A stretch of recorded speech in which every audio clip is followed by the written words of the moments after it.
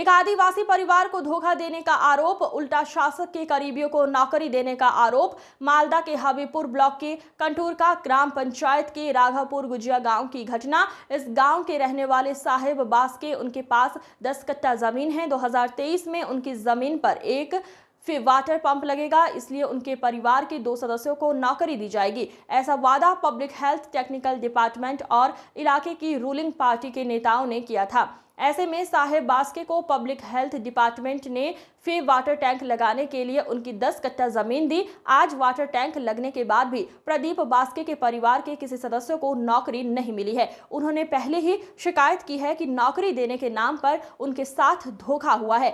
हम 1 साल से दर दर जाकर डिस्ट्रिक्ट मजिस्ट्रेट, बीडीओ, मालदा जिला परिषद, बीएलआर और दूसरे डिपार्टमेंट से शिकायत कर रहे हैं, लेकिन हमें कोई उम्मीद नहीं मिली है। आज ये राज्य सरकार आदिवासियों को धोखा दे रही है। একটা হবিপুর ব্লকের একটা পিএইচির কাজ এবং সেখানে পিএইচির যে অপারেটর থাকে সেই কাজের নিযুক্ত হওয়ার ব্যাপারে একটা সমস্যা শুনেছি, কিন্তু বাস্তবে দেখেন যে আমাদের তৃণমূল কংগ্রেসের কেউ যুক্ত হওয়ার কথা নয়। কেন এটা পুরোপুরি অফিসিয়ালরা দেখে, যদি কোনো সমস্যা থাকে ওনারা অফিসে প্রেয়ার দিবে।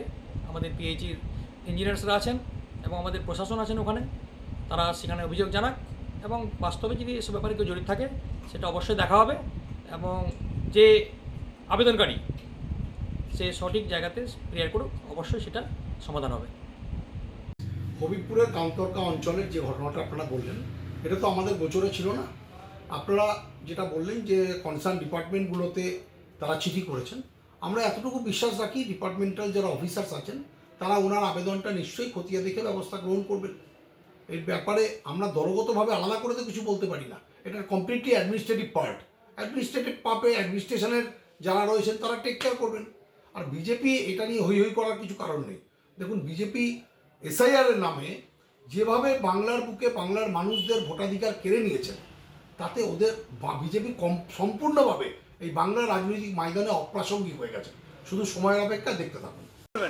দেখুন, আমাদের যে হবিবপুর বিধানসভার মধ্যে যে আকতুল গ্রাম পঞ্চায়েতের পাশে যেটাকে কান্তুরকা জিপি বলা হয়, সেই কান্তুরকা জিপিতে রাঘবপুর গ্রামের যে সাহেব বাস্কের জায়গাটাতে নেওয়া হয়েছে, সেখানে তাকে প্রলোভন দিয়েছিল যে আপনার জায়গাটা দিন, আপনার এখানে পিএইচি করা হবে। যে তিনি সরল সিধা মানুষ, তিনি সেখানে জায়গাটা দিয়েছেন, সেখানে কর্মসংস্থান হবে বলে জায়গাটা দিয়েছেন, কিন্তু সেখানে কর্মসংস্থান হলো না। সেখানে পিএইচি তৈরি হলো, সেখানে তৃণমূলের প্রভাবশালী নেতারা সেখানে চাকরি পেয়েছে। আর সেখানে তিনি সাহেব বাস্কে, তার ছেলে এবং তারা পরিবার সমেত বিডিও অফিসে যাচ্ছেন, ইঞ্জিনিয়ারের কাছে যাচ্ছেন, পিএইচি দপ্তরে যাচ্ছেন, ডিএমের কাছে যাচ্ছেন, কোথাও তারা চাকরি মিলেনি। কিন্তু আমি বলবো যে আদিবাসী মানুষদেরকে, হবিবপুরের বিধানসভার মানুষজনকে বলবো যে তৃণমূল কিভাবে আদিবাসী মানুষকে ঠকিয়ে জায়গা নিয়ে তৃণমূলের প্রভাবশালী নেতারা চাকরি পাচ্ছে, তার জন্য আমরা বৃহত্তর আন্দোলনে আমরা বিডিও অফিসে ঘেরাও করব, সমস্ত আদিবাসীকে নিয়ে এসে আমরা আন্দোলন করব। আমাদেরকে 2023 সালে জায়গা চেয়েছিলেন, জায়গা আমরা ছেড়েছি। 10 কাঠা জায়গা, মানে আমাদের চাষের জায়গা ওটা। সেই জায়গাটাতে আমরা চাষবাস করে খেতাম। এখন টিএমসির টিএমসির নেতারা এসে আমাদেরকে ভুল বুঝিয়েছেন যে এই জায়গাটা ছেড়ে দেন, আপনাদেরকে চাকরি দিব 2 জনকে। এখন আমরা এই জায়গাটা ছেড়ে দিয়েছি, অথচ এই ট্যাঙ্কির কমপ্লিট হয়ে গেছে কাজ, আমাদেরকে এখন অবধি কাজ দেয়নি। কাজ দেয়নি বলতে আমাদেরকে খুঁজেননি। আগে যারা এসেছিলেন যে তোমাদেরকে এই জায়গাটা ছাড়তে হবে, এখানে তোমাদেরকে কাজ দিব, এখন অবধি আমাদেরকে কিছু ডাকেননি। আমরাই উল্টে গেছি টিএমসির নেতাদের কাছে। ফার্স্টে গেছিলাম আমরা রাজিনা মুর্মুর কাছে, তিনি আমাদেরকে চেয়েছিলেন যে তোমাদের ডকুমেন্টসগুলো নিয়ে আসো, আমি তোমাদের 2 জনকে চাকরি দিব। গিয়ে উনি বললেন যে তোমাদেরকে 15 দিনের মতন টাইম দিচ্ছি, তারপর তোমাদের খবর দিব। 15 দিন পার হয়ে গেল, 20-30 দিন, মাস খানিক হয়ে গেল, তবুও আমাদের কিছু বলেননি। আমরা সেই কারণে আবার রাজিনা মুর্মুর কাছে গেছিলাম।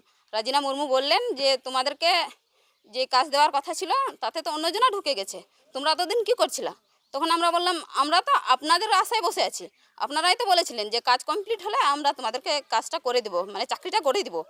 তো এখন তো আমাদের চাষের জমিটাও চেয়ে নিল টিএমসি নেতাগুলো, আর এখন আমাদেরকে কাজও দেয়, চাকরিটাও দেয়নি, আমাদের জায়গাটাও দিল না। এখন আমাদের সঙ্গে টিএমসি নেতা, আমাদের এলাকার যতগুলো নেতা আছে তারা সবাই আমাদেরকে নিয়ে প্রতারণা করেছে। আমরা চাই যে আমাদের নেই বেচার আমরা যাতে পাই, আমরা এখানে যাতে কাজ পাই, মানে চাকরি পাই। চাকরি না পেলে আমাদের জায়গাটা যাতে ছেড়ে দেয়। আমাদের চাকরিও গেল আর জমিও গেল, আমরা এখন খাবো কি? যেটুকুন মানে ওই জায়গাটাতে আমরা চাষ করে খেতাম, সেটাও তো এই টিএমসি নেতাগুলো আমাদের মুখ থেকে কেড়ে নিয়েছে। এখন আমরা না খেয়ে মরবো, না বাটি হাতে রাস্তায় গিয়ে বসবো।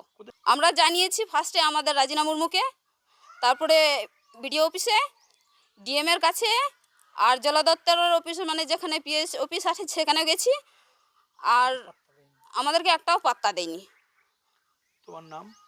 আমার নাম সোনালী হাঁসদা। এর জায়গাতে ট্যাঙ্কি বসানো হয়েছে, জলের ট্যাঙ্কি। হ্যাঁ, তারপর ওখানে চাকরি দেওয়ার কথা ছিল দুজন, তো দুজন চাকরি দিল না। ওখানে দেখছি কাজ কমপ্লিট হওয়ার পর ওখানে পাশে গ্রাম থেকে একজন জল ছাড়ছে। তার অন্য কাছে জিজ্ঞাসা করলাম, তোমরা কোথায় থেকে এখানে কাজ জল ছাড়ছো তুমি? বলছে আমাদের এখানে উপর থেকে আমাদের পার্টি লেভেল থেকে আমাকে কাজ দিয়েছে, টিএমসি পার্টির। তারপর ওখান থেকে চলে আসলাম, তারপর জিজ্ঞাসা করলাম, তা উনি বলছে আমাদের উপর থেকে টিএমসি পার্টি দিয়েছে।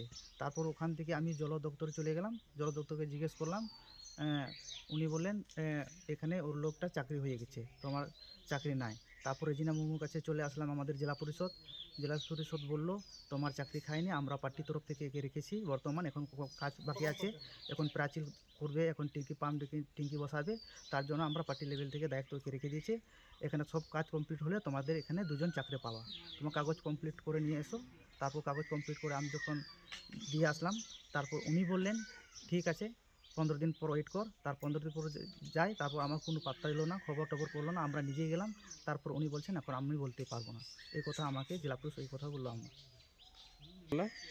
তারপর বিভিন্ন জায়গায় আমরা জানালাম যে এখানে আমাদের জায়গার মধ্যে পাম্প বসানো হলো, এখন আমরা চাকরি নাই। তারপর আমরা বিডিওর কাছে গেলাম, বিডিও কিছু বললো না। তারপর ডিএমকে আমি নোটিশ জানিয়েছি, ডিএমও কোনো রিপ্লাই দিল না। তারপর পিএস দপ্তর ওরা বলছে আমরা কিছু বলতে পারবো না, তুমি ব্লক লেভেলে যাও না ডিস্ট্রিক্ট লেভেলে যাও, ওখান থেকে তুমি নেও, আমার কাছে কোনো আমরা দায়িত্ব বলতে পারবো না, কে নিয়ে করবে না কেউ আমার কোনো দায়িত্ব নয়।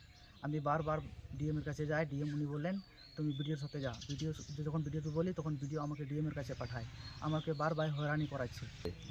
যে চাকরি করে সেই টিএমসির নেতা আমাদের এই যে রাজিনার ডান।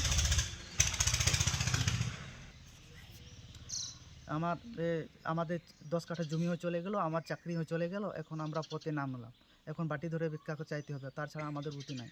আমরা সাধারণ গরিব মানুষ, এখন খেটে খায়, এখন সেই যে সুযোগ যে আশায় আমরা চাকরি জায়গা ছেড়েছিলাম সেই আশাটা আমার পূর্ণ হলো না, আমরা রাস্তায় নেমে গেলাম। আমরা এখন ভিখারির মতন এখন বাটি ধরে আমরা রাস্তায় নামতে হবে। কারণ আমরা চাইছি আমরাকে চাকরি দিতে হবে, না হলে জমি ফেরত দিতে হবে। আমরা এটাই আমার তার কাছে আমার আবেদন থাকছে।